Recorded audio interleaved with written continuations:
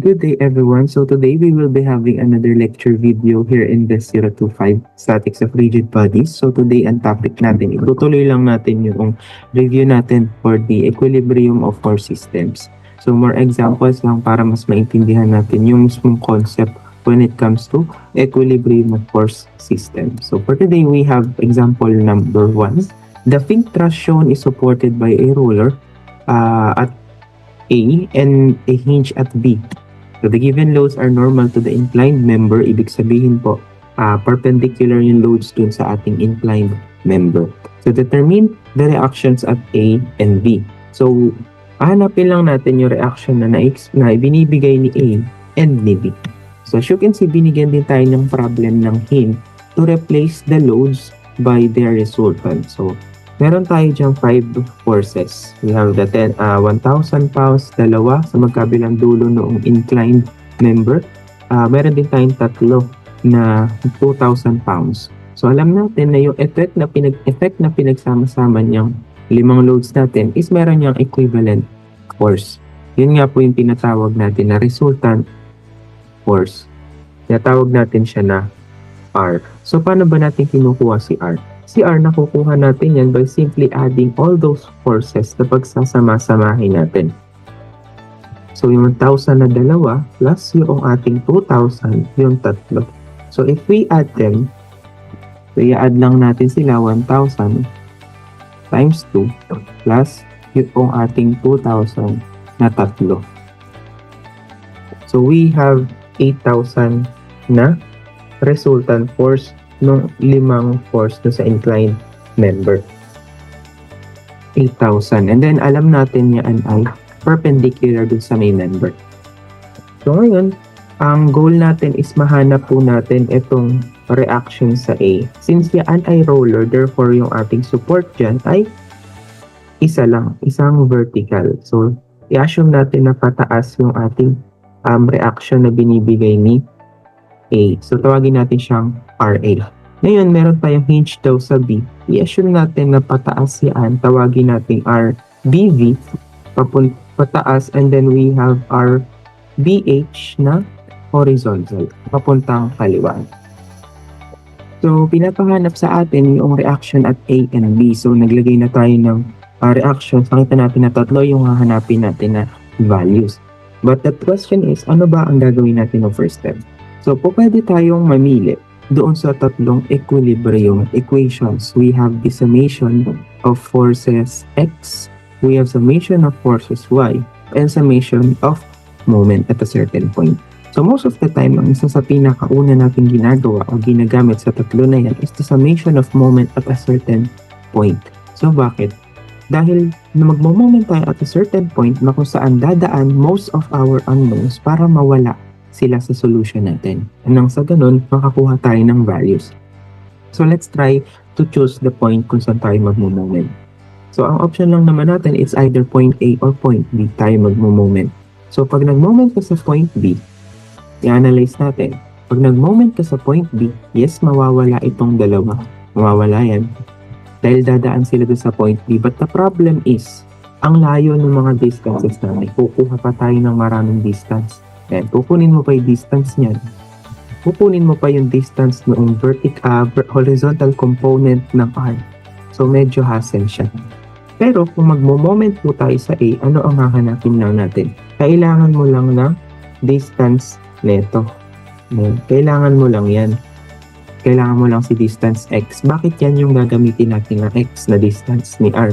Diba ang usapan natin pag nagmo-moment, perpendicular distance po ng force from a certain point. So, i-try natin siya. So, take note, magmo-moment tayo kay A is equal to 0 since nasa equilibrium po tayo. Now, we set the rotation. Assume natin na ating positive rotation ay counterclockwise. Take note that this is an assumed direction. So, we have 0 is equal to, ano ba ang mga papasok na forces? Obviously, RBH will not be included sa ating solution dito. Is dadaan po siya sa A. Kung i-extend natin yung kanyang line of action, ito siya. Hindi po siya papasok. Therefore, hindi natin siya isasama sa moment at A. So, 0 is equal to, papasok po si RBV dahil hindi naman yan dadaan sa point A, magbibigay siya ng anong ikot pag ganun siya. So magbibigay siya ng counterclockwise na ikot with a distance of 60 feet. Next, si RBV, si R o yung resultant ng ating forces sa taas o yung loadings. Ayan. So magbibigay naman siya ng clockwise na ikot, therefore negative R siya. Yung distance natin na kukunin o gagamitin ay X. Okay? So take note na once na ginamit na po natin yung R na ito, wag niyo na pong gagamitin itong 5 na yan. Bakit, sir? Kasi magiging redundant yung solution niyo. And kumbaga ang nangyari pag ganun yung ginawa niyo, idinagdag niyo si R, hindi niyo siya ipinalit dun sa 5. So that's why when you use R o yung resultant R na yun na po ang gagamitin niyo as replacement dun sa 5 forces. Okay? So, yung RBV, yan yung hinahanap natin and we have 60 na distance. Yung R natin, meron yan siya si 8,000. But the problem is wala tayong value ni X. So let's try to solve X dun sa ating distances. So if we cut our truss into 2 separate parts, magkakaroon tayo ng dalawang triangle. Ayan. So alam natin na ito ay 30 degrees. And then yung lower portion natin, hinati nga po natin, 60 ang kabuuan. Pag hinati, magiging 30 feet na lang siya. So kung meron tayong angle, 30 degrees, and we have an adjacent side na 30 feet. Kunin natin ito. Let's say na L yung kabuang inclined member na yan. L yung buo na yan. Okay. So we have cosine 30. Kasi meron ka adjacent, meron ka hypotenuse. So cosine po siya papasok. 30 over L. L will be equal to 30 over cosine 30 or 30 over cosine 30. It will be equal to 20 square root of 3 feet. Okay, take note, gamitin na lang natin yung naka-radical sign para sakto po yung magiging sagot natin. But the problem is, hindi naman L yung hinahanap natin. Ang hinahanap natin actually is yung X. Kung mapapansin natin, yung ating member, ayan, magfo-fall dyan sa gitna ng member na yun yung R since symmetrical po yung ating loading. So therefore, kung ito ay 20 square root of 3, magfo-fall sa gitna nun yung R. Therefore, yung distance na X na yan, hahatiin lang natin si L.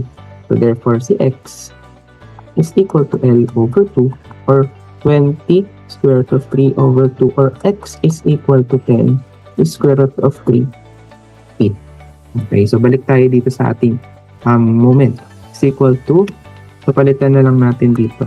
Si X magiging 10 square root of 3. Si R magiging 8,000.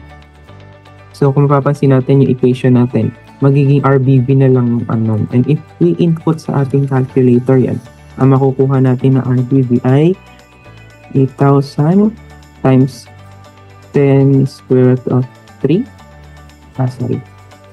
Square root of 3 divided by 60. Okay. 2,309.401 pounds. Sir, bakit naging ganito? Pwede naman po tayong mag-shift solve, walang problema kung doon tayo komportable. So, 0 alpha x times 60 minus 8,000 times 10 square root of 3. Ayan. Tapos, shift solve lang tayo. So, ibibigay niya agad yung 2,309. So, same lang naman yung nakuha natin. So, ito yung RBV. Hindi pa yun yung mismo sagot natin. Next, nagamit na natin yung summation of forces moment. Gamitin natin yung dalawa. Okay. So, sabihin natin summation of forces X is equal to 0, assuming na lahat ng papuntang kanan na force is positive. So, we have R. So, yung R natin na yan, magiging dalawa yan. Isang RY na pababa, isang RX na papuntang kanan. So, since nasa X component yung ina-analyze natin, consider natin si RX papuntang kanan, so positive. But the problem is, wala tayong component. Ano? So po pwede naman pong yung 30 dito. Ayan. Ito rin siya. Yan din yung 30 na yun. Okay. So si 30 din yan. So therefore, para makuha si Rx, okay, ituloy muna natin. Sulat muna natin siya. Papasok din po pala si RBH. So aside from that, wala nang papasok na ibang force. 0 is equal to yung Rx is, pag pinalitan natin yan, R, multiply lang natin sa sine 30 degrees minus yung RBH. Si R, eto si 8,000 sine 30 minus RBH. And if we input that in our calculator, si 8,000 sine 30, magkakaroon tayo ng 4,000 pounds na papuntang kaliwa. Papuntang kaliwa. Si RBB pataas. So, positive yung mga nakuha nating value. Therefore, tama po yung assumed direction natin. So, ituloy na natin yung reaction at B. Kunin natin yung resultant dahil ito naman yung hinahanap niya. So, we have 2,309.401 squared plus 4,000 squared. We have RB is equal to, and square root natin, 2,309.401